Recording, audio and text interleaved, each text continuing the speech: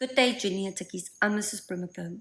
We're going to look now at Chapter 11, Financial Statements and Analysis and Interpretation, Activity 2. You are provided with the information of Perfect Garden for the year ended 31 March 2023. Required: complete the Statement of Financial Position and Notes for the year ended 31 March 2023. Calculate the following financial indicators. Are we going to look at more financial indicators? What is your opinion of the business having a fixed deposit of 150,000? Discuss. Then calculate the rate at which vehicles depreciated. Depreciation on vehicles is calculated using the fixed installment method. So they provided you with the post-closing trial balance on 31 March 2023. And this is quite important to understand.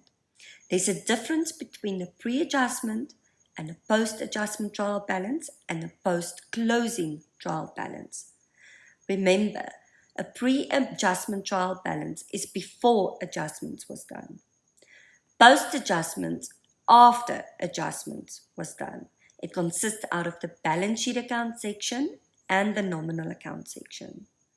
When we're looking at the post-closing trial balance, it means it was after adjustments and after all the nominal account section, all my income and expenses were closed off, after drawings was closed off. So you need to understand the difference. Because when you get a post-closing trial balance, you need to immediately realize, but this was after the adjustments was done. So these are the final figures. Make sure that you go through the additional information before you start with the activity. Starting with note number 3, the tangible or fixed asset. Remember, note number 1 is interest income. It goes to your statement of comprehensive income. Note number 2, interest expense, statement of comprehensive income. Note number 3 is your tangible or fixed assets. That goes into your statement of financial position or balance sheet. So we're going to focus now on this note, and it's so important that you understand it. They provided you with the post-closing trial balance. This means this is after the adjustments was done. They've also given you additional information, so make sure that you go through it. It says there, an additional storeroom was built during the year for 85,000. This was properly recorded. So when we're looking at how do we approach this note, my best advice would be always start with the movement and look at, has it been recorded or not? Because that's going to make a difference where you put the figures which is given in your trial balance. Could be a pre-adjustment trial balance, post-adjustment, post-closing trial balance. In this case, it's a post-closing trial balance. So the movement, there was an addition of 85,000, and we're talking about land and buildings. This was properly recorded, which means that the balance from the post-closing trial balance is the balance at the end, and we need to work our way back. This note consists out of beginning, what happened during the year, and your end balances. So beginning plus equals end, which means if I want to find the beginning now, we need to do opposite calculations. We need to work backwards.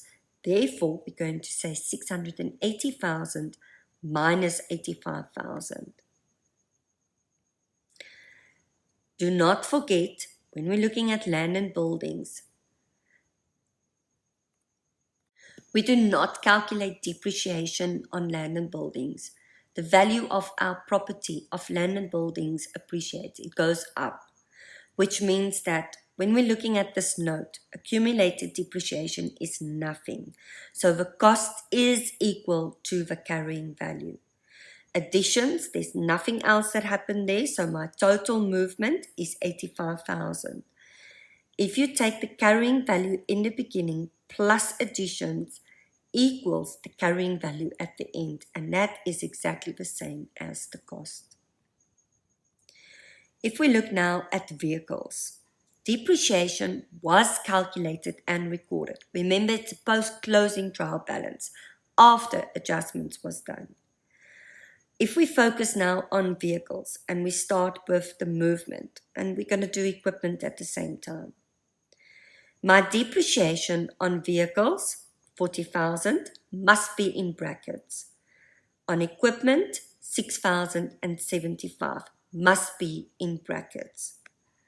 Now I can immediately calculate, but what was my total depreciation for this accounting period?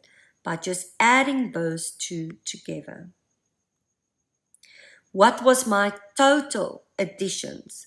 We didn't purchase any additional vehicles or equipment, so that equals 85,000. If there were no additions at cost, it means that my vehicles from the post-closing trial balance is the same at the end as in the beginning. Equipment is exactly the same. There were no additions, which means the cost at the end is the same as the cost in the beginning. The total cost, just add all of that together. If we're looking at accumulated depreciation, post-closing trial balance, which means this is the balance at the end. Now, when we calculate accumulate depreciation, it's always the beginning plus the depreciation. It's always added to the accumulated depreciation in the beginning. Make sure that you understand that. Equals the accumulate at the end, which means that if I want to find a balance in the beginning, we have to take the end minus the depreciation equals the beginning. If I put this in a T account to get a better understanding, my accumulated depreciation on vehicles is a negative asset. The balance at the end is 160,000. Depreciation is always added to the accumulated depreciation account, which means that if you think back when we did adjustments, depreciation is debited, accumulated depreciation on vehicles is credited. If it's equipment, it would have been accumulated depreciation on equipment. So to find the balance in the beginning, take the debit minus the credit, it equals 120,000. If we now finish vehicles, my total movement in brackets, because there were no additions, nothing plus nothing, you do not need to worry about disposal at carrying value at grade 10 level. So nothing plus nothing or minus nothing minus 40,000 is negative 40,000. To get the carrying value in the beginning, take your cost minus accumulate equals carrying value. Our next step, carrying value in the beginning minus my movement equals the carrying value at the end. If you take your cost at the end minus your accumulate at the end, it should give you exactly the same answer. If it doesn't, it means that you made a mistake. If we're looking at equipment, again, all the adjustments has been done.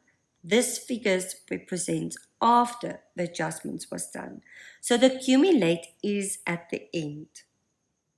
To find the beginning, it means we need to work backwards. That means we're going to take the end total minus the depreciation equals, and that equals the accumulated depreciation. Cost minus accumulate equals the carrying value. Now, before we finish that, just to make sure that you understand with regards to accumulate and how does it work. If I look at how do we get to the balance at the end, it's a negative asset. So the balance in the beginning plus the depreciation equals the balance at the end. So if the figure at the end was given to you and the depreciation, it means now we're going to take the end figure minus the depreciation equals the balance at the beginning. To complete the tangible asset note now for equipment, if you take the carrying value in the beginning minus the movement equals the carrying value at the end. Cost minus accumulate at the end must give you exactly the same answer. So now I've got different options to finish the total. I can just add each line and total it, or I can do the following steps. Cost minus accumulate equals the carrying value. That answer should be exactly the same as adding those together.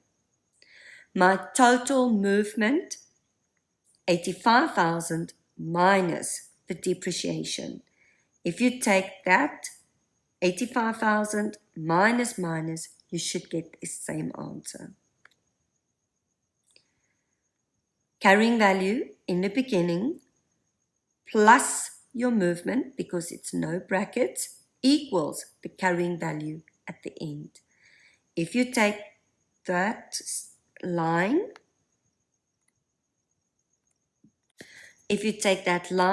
it should give you exactly the same answer. Sorry about jumping there. If we test this now, cost minus accumulate, it should give you the same answer. Again, I'm going to say this note, make sure that you understand it. You do not need to worry about disposal at carrying value.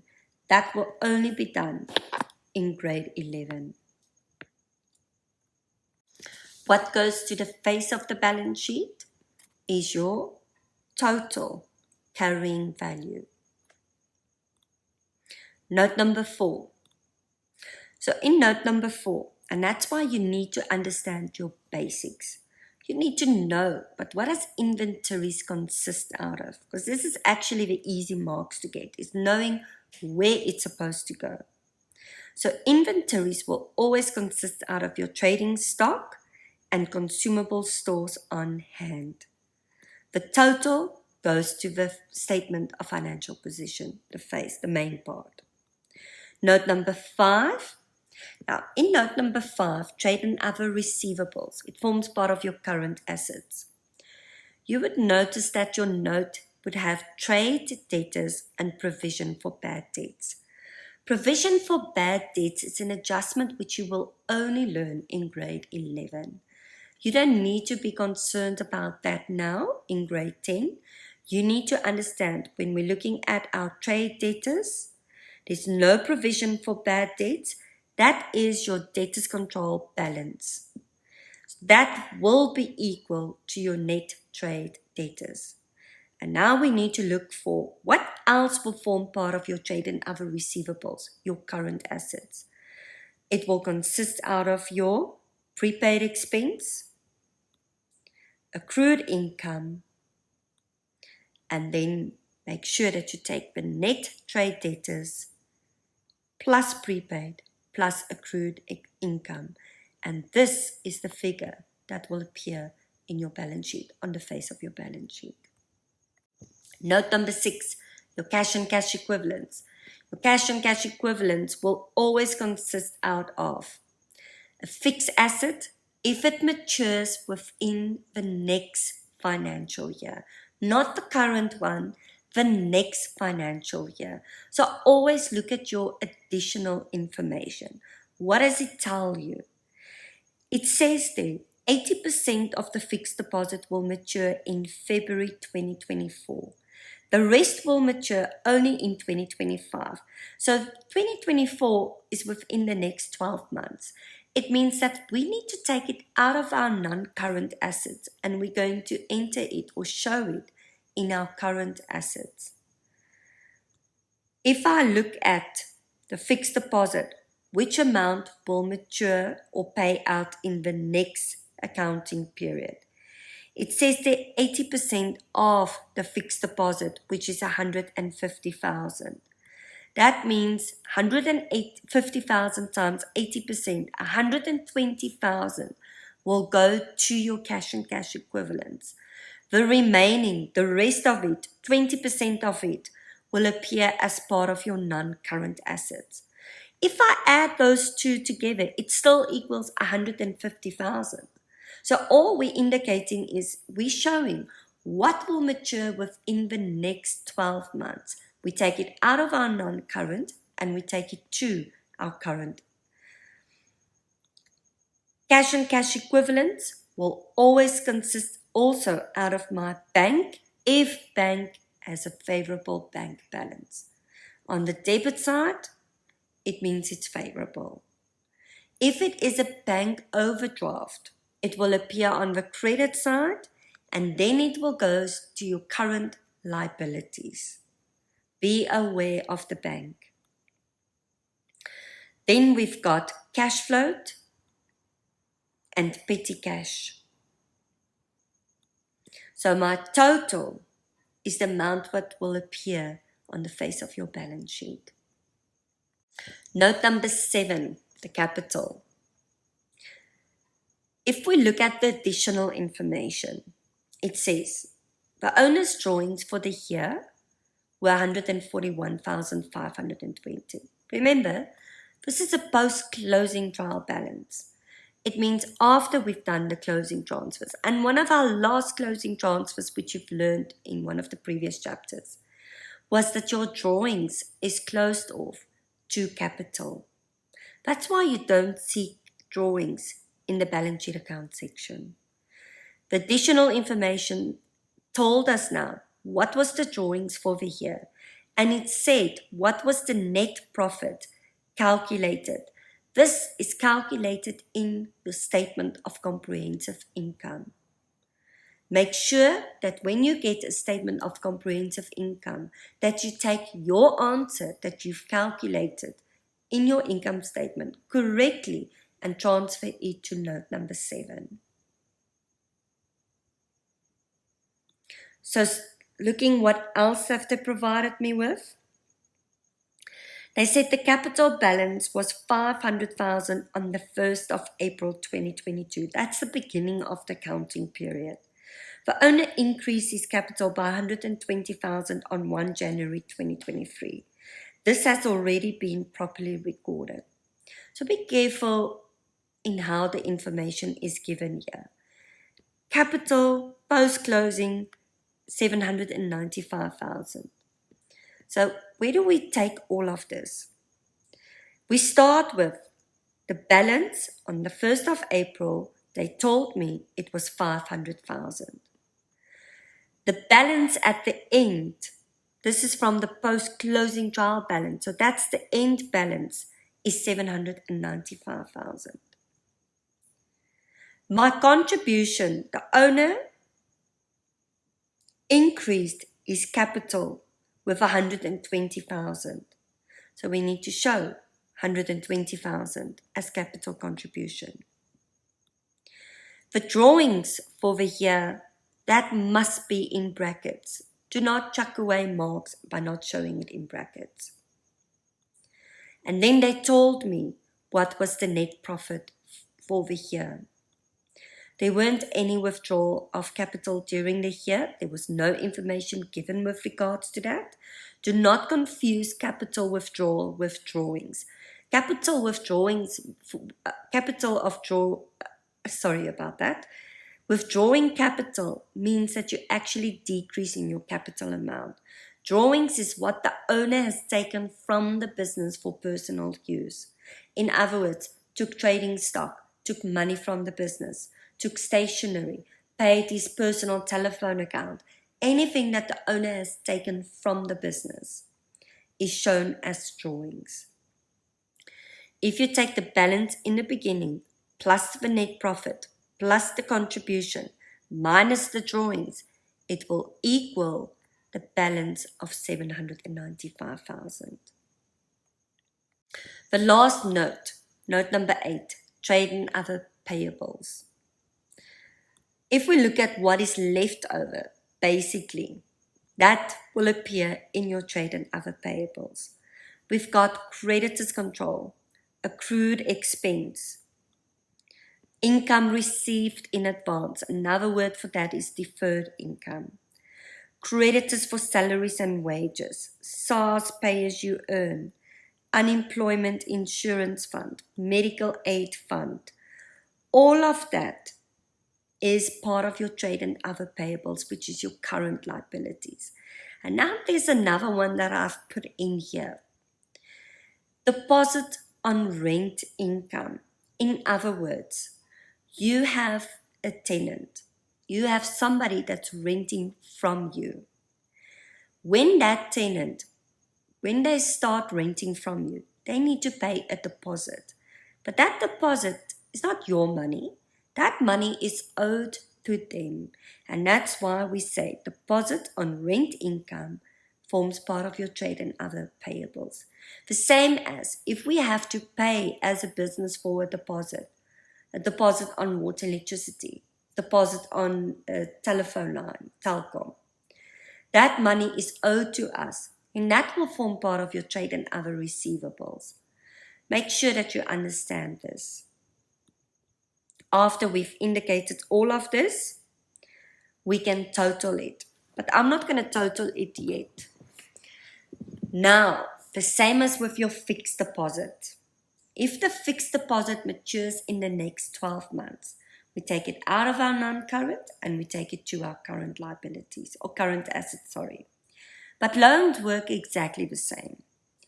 Whatever we pay in the next 12 months must be taken out of our non-current and taken to our current liabilities.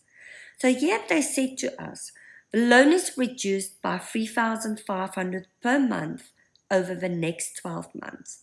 Now don't get caught out. This is not for 1 month, but for the next 12 months. So you have to times it by 12. So the total that we will pay is 42,000. Now you've got two options. You can either include this under trade and other payables, which forms part of your current liabilities, or it can appear on the face of the balance sheet under current liabilities. Completing now the face of the balance sheet. Again, these formats you need to study. That's the easy part, is knowing what goes where. Tangible asset note number 3,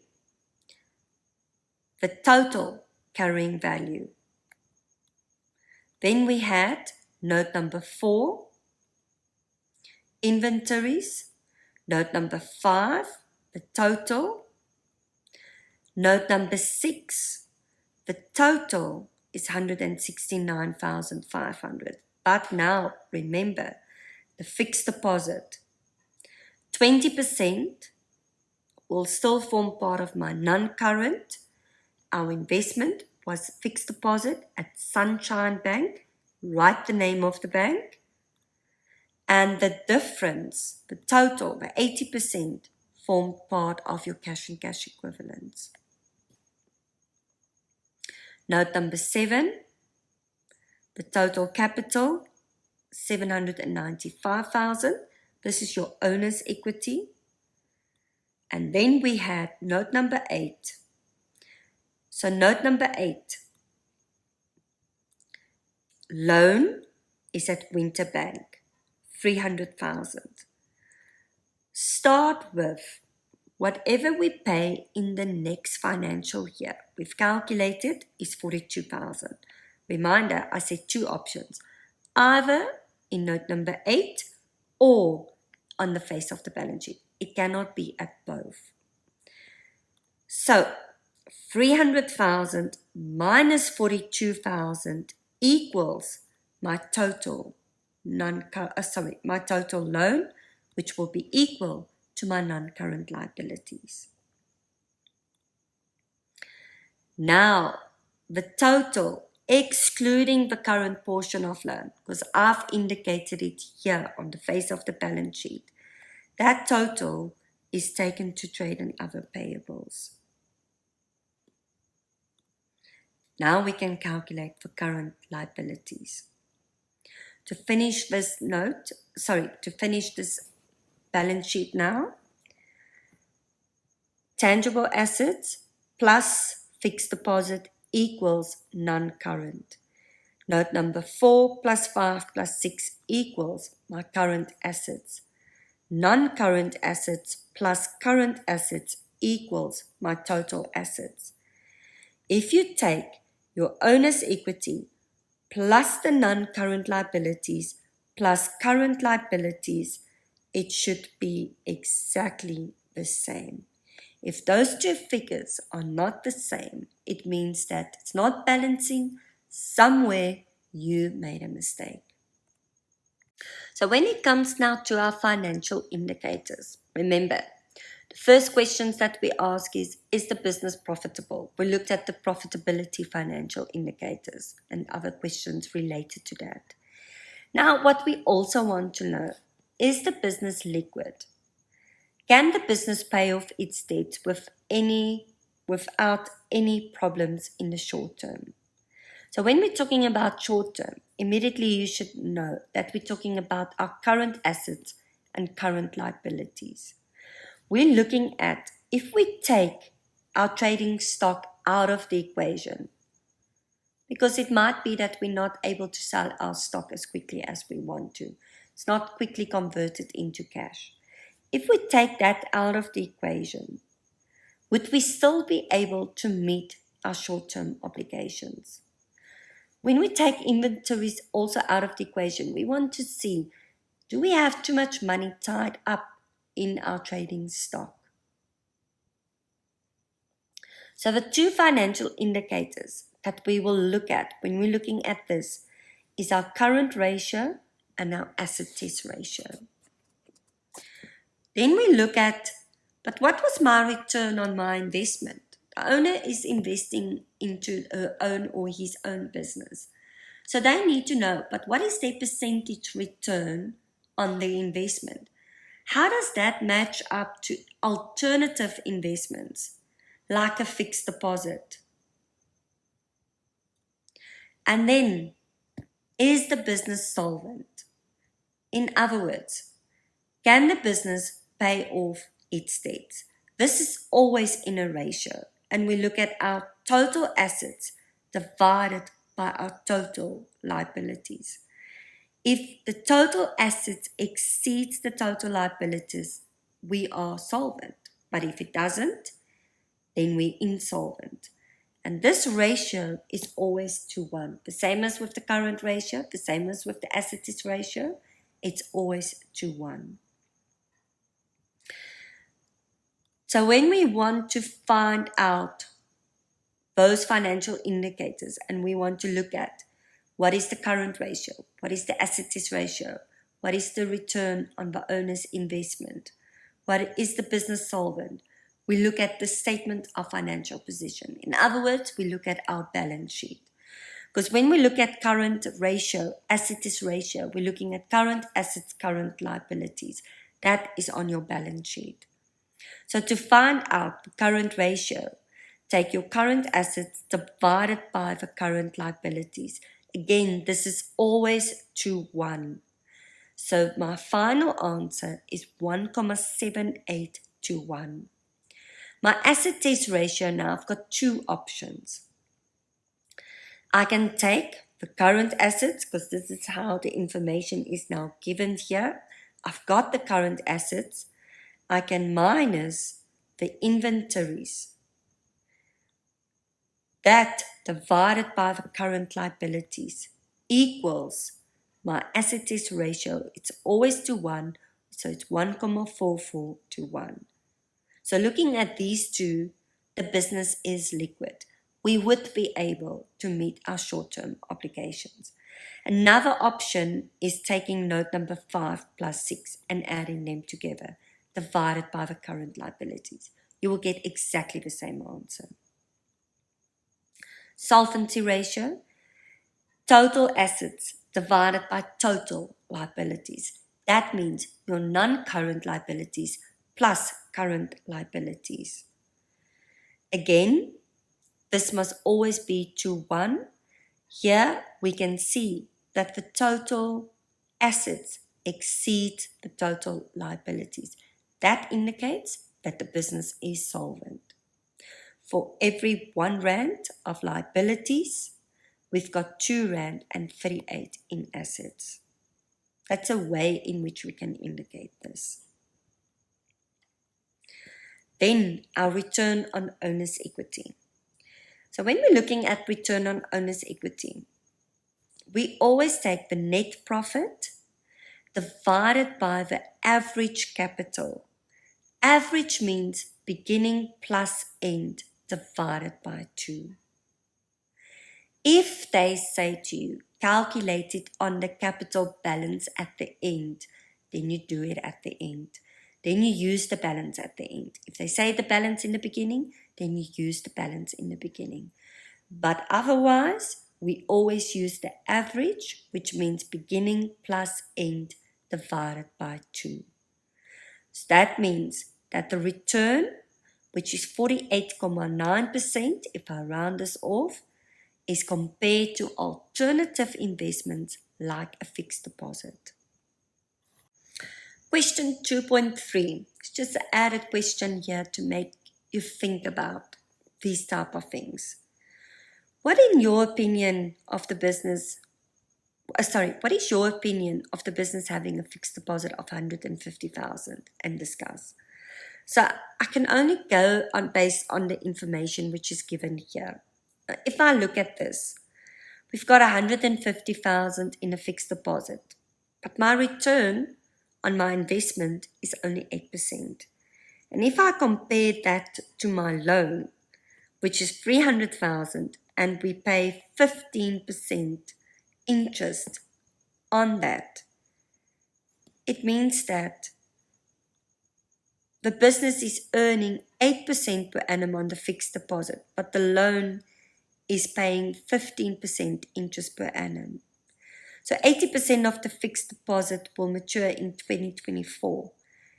It would be better to use that money to pay off the loan, to try to reduce the capital balance. Hence, that will reduce the interest that we pay. Now the last question, 2.4. Calculate the rate at which vehicles were depreciated. Depreciation on vehicles is calculated using the fixed installment method. Remember, in this activity, they provided the depreciation to you. They told you now that it was using the fixed installment method. So now the question is just, but what was the percentage? So to calculate it, I always say go back to the basics. The basics mean to calculate using fixed installment method means that we need to use the cost times percentage times, this is for the whole year, 12 divided by 12 equals 40,000. So what becomes now the unknown is the percentage that we need to calculate, which is the X. That means to get X alone, we're going to take 40,000 times 100 divided by 200,000. So the percentage equals 20%. Thank you very much. I want to leave you with this quote: the starting point of all achievements is desire. Have a wonderful day.